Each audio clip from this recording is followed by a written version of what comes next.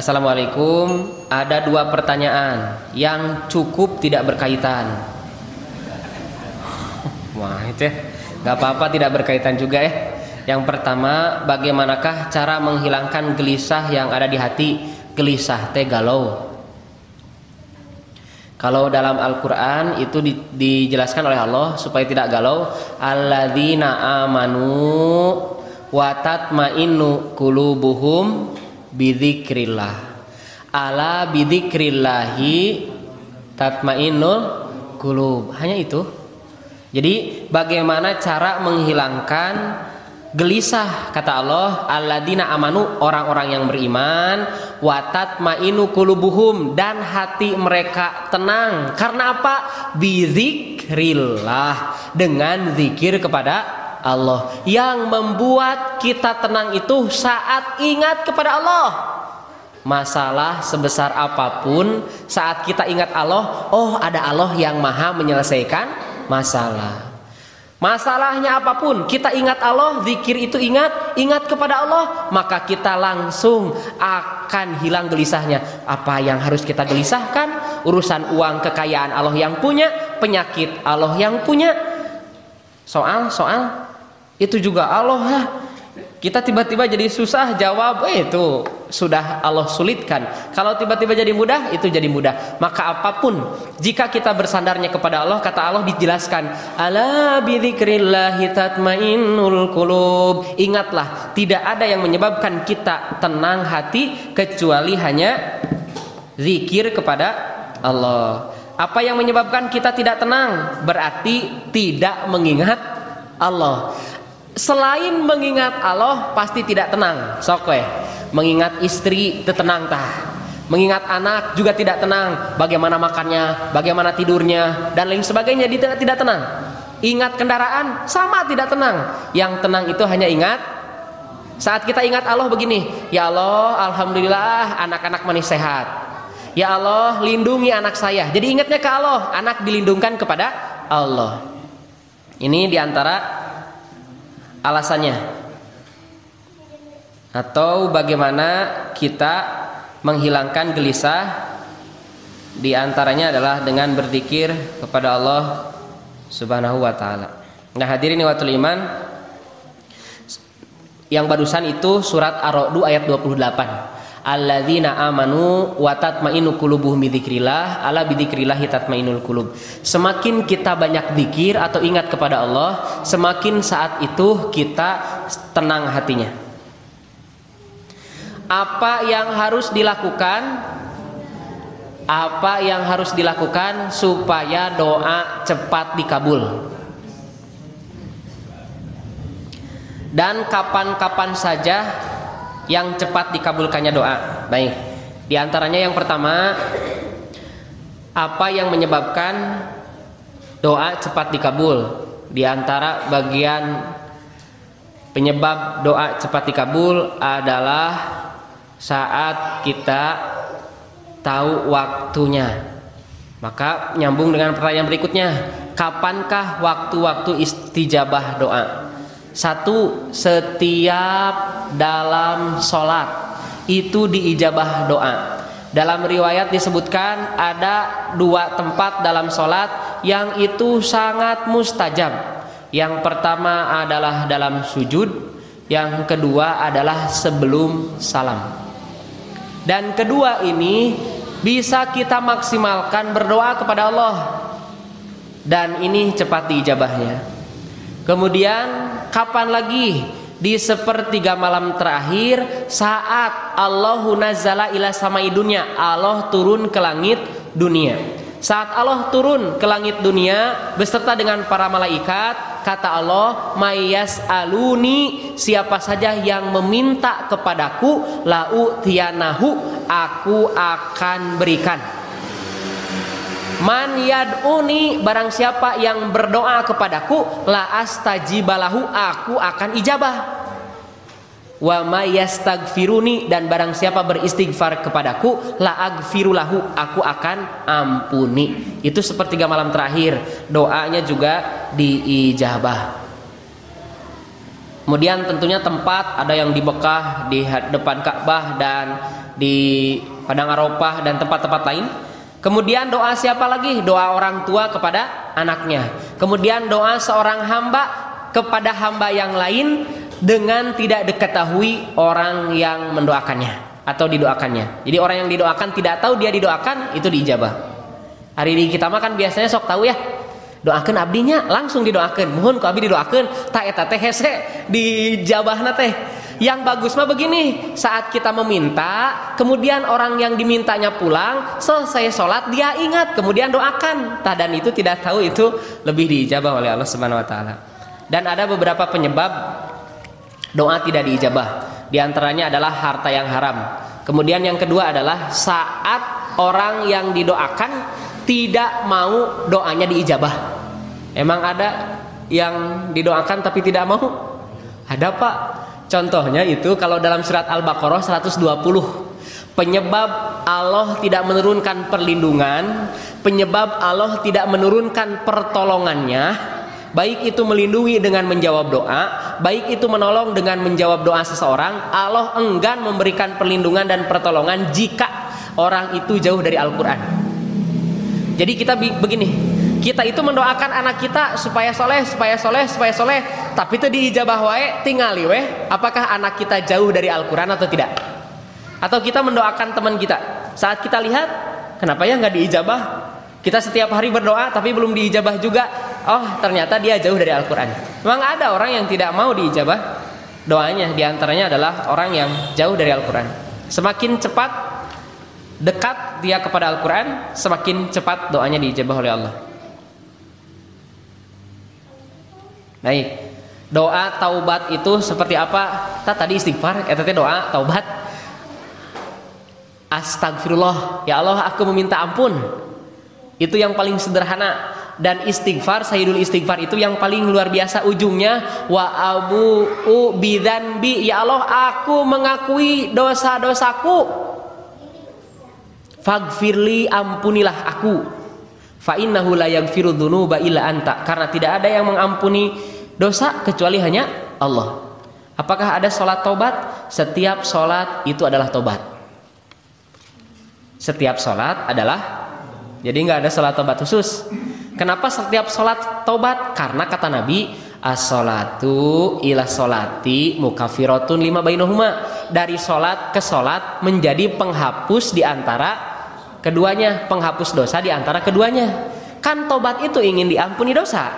Maka saat kita sholat wajib, saat itulah kemudian setiap sholat mengampuni dosa dari sholat ke sholat. Sholat Jumat, al-jum'atu ilal jum'ati mukaffiratun lima bainahuma. Dari Jumat ke Jumat menghapus dosa di antara keduanya, bahkan kata Nabi ditambah 3 hari, bonus tak jadi 10 hari. Kemudian apalagi Ramadan, ar-Ramadan ila Ramadan mukaffiratun lima bainahuma. Dari Ramadan ke Ramadan menjadi penghapus dosa di antara keduanya. Maka sholat malam di Ramadan menjadi bagian penghapus dosa di dalamnya. Jadi cukup dengan sholat itu menjadi bagian penghapus dosa kita. Saya seorang siswa di sekolah, tugas banyak sekali, dan terkadang untuk mengerjakannya sampai gadang, sehingga kadang tahajud baca Quran dari yang dahulu sering sekarang makin jarang. Bagaimana solusinya? Ini sibuk pisan ya. Jadi kita teh belum apa-apa, nikah belum, tapi sibuknya sudah. Anggota dewan. Teman-teman yang dirahmati Allah, satu, kita harus tahu prioritas. Kalau kita tidak sempat baca Al-Quran malam hari, maka sempatkan sebelum beraktivitas. Baca Qurannya sebelum beraktivitas. Kalau kemudian sholat tahajud kita kebangunnya kesiangan dan bangun subuh, sebelum subuh tidak bisa bangun, maka bisa melaksanakan sholat malamnya sebelum tidur. Tapi dah saya yakin ya, apapun yang kita lakukan, ini masalahnya gadang ya. Gadang boleh tidak? Nabi kalau tidak ada amal yang lebih baik setelah Isya dilakukan, maka Nabi tidur. Tidak boleh bercakap-cakap. Saya juga tidak bercakap-cakap, kerjain tugas. Ya eta, kita teh ngerjain tugasnya sok kemana-mana lah gitu ya. Jadi teman-teman kita harus tahu prioritas. Quran itu tentu priority. Ini Quran harus diutamakan. Tahajud pun prioritas. Bukankah tugas-tugas ini adalah bagian yang kalau kita kerjakan bersama Allah, Allah akan ringankan. Artinya begini, tidur weh heula, engke kerjakeunana tos tahajud gitu. Kita habis isya tidur saja dulu. Bangunnya kapan? Hah? 2:30. Kalau kita lihat surat Al-Muzammil tinggal ya. Ya ayyuhal muzammil, hey anu disimut nu disimut gitu ya. Yang disimut, bangun. Qumil laila illa qalila. Bangun malam. Nisfahu. Tah, yang pertama ini. Kapankah kita bangun? Tengah malam. Nisfahu, setengah dari malam. Kalau malam teh sekarang dari jam 8 sampai jam 4, tengah-tengahnya jam 12. Bangun jam 12. Tidurnya habis isya. Cukup tidak? Sangat cukup. Ngan kita sok ngerjakeun tugas heula da besok sieun kasiangan, padahal mah tidur heula. Engke jam 12 bangun, sholat malam, ngaji dulu, kerjakeun tugas beres. Tahajud tidak terlewat, baca Quran tidak terlewat, tugas juga selesai. Saat orang lain bangun kita tidur, saat orang lain tidur kita bangun. So, bade digugahkeun. Ya bingung siswa rarese ya gugahna dibangunkan saja ya. Dulu kita di pesantren begitu, ngambil waktu-waktu yang orang lain tidur kita bangun. Terus harus ingat, kalau kita mau sukses ya, termasuk sukses dalam artian tahajudnya sukses, baca Qurannya sukses, mengerjakan tugasnya sukses, jangan banyak makan ya. Kalau bisa banyak minum. Itu siapa ya? Saya lupa lagi ulamanya. Dia pernah mengatakan, kalau Imam Syafi'i mah sudah jelas ya. Imam Syafi'i orang yang sedikit tidur karena sedikit makan. Kenapa kita banyak tidur? Nah, itu. Karena banyak makan. Makanya jangan banyak makan. Kurangi makan. Dan banyak saum. Saya kira kalau saum bangun malam terus kan mau sahur ya. Ini sahur gitu. Apakah ada keterangan yang sahih tentang sholat rawatib ba'da isya tanpa zikir dulu? Oh, ini sedang ramai ini. Jadi sebagian yang tadinya habis sholat kemudian wirid, ini tidak, habis sholat langsung sholat sunat gitu, baru setelah itu wirid. Nah hadirin watul iman, ini baru muncul dan ini baru diramaikan. Dan hadis yang lebih utama tetap adalah fi kulli duburi sholatin, selepas selesai sholat wirid. Fi kulli duburi sholatin, setiap ujung dari sholat kita wirid dulu.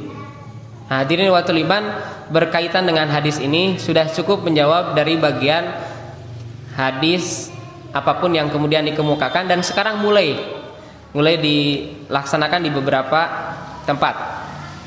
Tapi saya kira tetap lebih balik kepada hadis yang awal.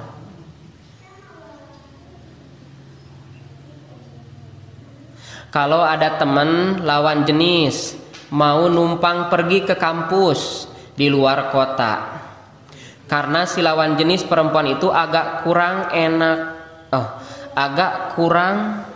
males naik motor dan sempat nabrak mobil katanya, modus ya mah. Apa kita boleh membantu apa tidak Ustadz, karena teman yang satu arah adalah saya. Oh gitu ya ente. Ngajak saya tehnya di bejaan. Ini ya, saya sering itu ya berkali-kali nanya, pasti guru saya jawabnya gini, bere ongkos weh. Pasian artos. Iya ku abi pasian artos gitunya, daripada numpangnya abi mending pasian artos kanggo naik mobil. Atanapi ayeuna mah aya Grab, pangmayarkeun di Grab langsung. Grab Banjar Tasik sampai ka Unsil 200.000 tah mahayar. Ya? Daripada dia di neraka ya. Kadang-kala niatna mah ngabantu ya. Niatnya mah ya Allah tulus lillahi ta'ala, tapi jalannya tidak tulus teh. Tidak diridhoi oleh Allah. Saya kira saya ridho kalau saya yang diminta bantuan, dan yang perempuannya ikut juga pasti ridho, tapi Allah terido, kecuali hayu ke bumi heula yuk. Bade naon? Halalkeun, beres. Gampil kan ngahalalkeun mah? Henteu nya. Itu ya. Jadi saran saya kalau ada teman ahwat yang lain, mending ahwat itu yang agak jauh jalan dulu ngejemputnya. Atau misalnya solusi yang lain kasih. Gak apa-apa kita korban 200.000. Baik, teman-teman yang dirahmati Allah, masih ada silakan. Kalau tidak ada kita cukupkan. Sudah ya. Baik, teman-teman yang dirahmati Allah, bapak-bapak yang dirahmati Allah, ini komunitas ini banyak di Banjar dan sering kajian. Namun untuk sementara karena Allah berikan rahmat, mungkin teman-teman juga sedang mau ke sini. Malam juga sama di Langkap, yang dari sini tuh ya. Karena hujan juga sama ya. Jadi kalau hujan dari sana ke sini, dari sini ke sana tidak sampai. Padahal malam ada yang dari Banjarsari dan sekarang ada yang dari Taeta gitu. Malam Pak, malam pengajiannya jam 8 sampai jam 9. Itu ada yang dari Banjarsari. Kamu naik apa? Naik motor? Hujan-hujanan? Iya. Kenapa hujan-hujanan? Pengawasan, Ustaz. Nah gitu. Jadi pengawasan mah berangkat, nah gitu luar biasa. Saya sudah lama ngejar-ngejar yang tidak baik. Sekarang mah tuh ngudag-ngudag aduh HD sudah gitu. Itu pemuda, samalah usiaan teman-teman. Nah insya Allah kedepannya kita bisa calling-calling. Yang punya mobil calling, jemput gitu ya. Jadi semoga Allah mudahkan.